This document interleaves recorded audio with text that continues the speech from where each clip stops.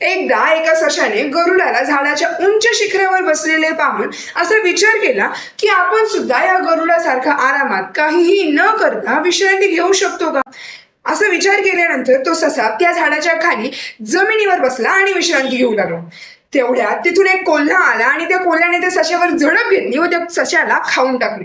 या गोष्टीचा अर्थ असा आहे की जर तुम्हाला कोणतीही भीती न बाळगता आत्मविश्वासाने जर बसायचं असेल तर त्यासाठी तुम्हाला झाडाच्या उच्च शिखरावर असणे अत्यंत आवश्यक आहे.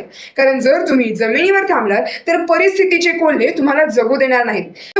आणि त्यावर श्रीकांत बोल्ला यांचे अप्रतिम उदाहरण आहे. त्यांच्या अंधत्वामुळे संपूर्ण जगाने त्यांना लहानपणापासूनच जमिनीवर पाडण्याचा खूप प्रयत्न केला, परंतु ते रडत बसले नाहीत. त्यांनी शिक्षणासाठी संघर्ष केला. त्यांना भारतामधील IIT मध्ये प्रवेश नाकारला म्हणून त्यांनी थेट अमेरिकेतील MIT मध्ये प्रवेश घेतला. तिथे शिक्षण पूर्ण केले व त्यानंतर स्वतःची बुलेट इंडस्ट्री सुद्धा तयार केली, ज्यामध्ये रतन टाटाने सुद्धा गुंतवणूक केली होती.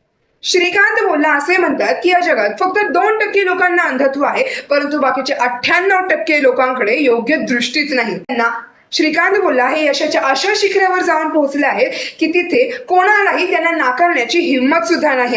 त्यामुळे आज आपल्याला अशी शिकवण मिळते की आत्मविश्वास घरात बसून येत नाही.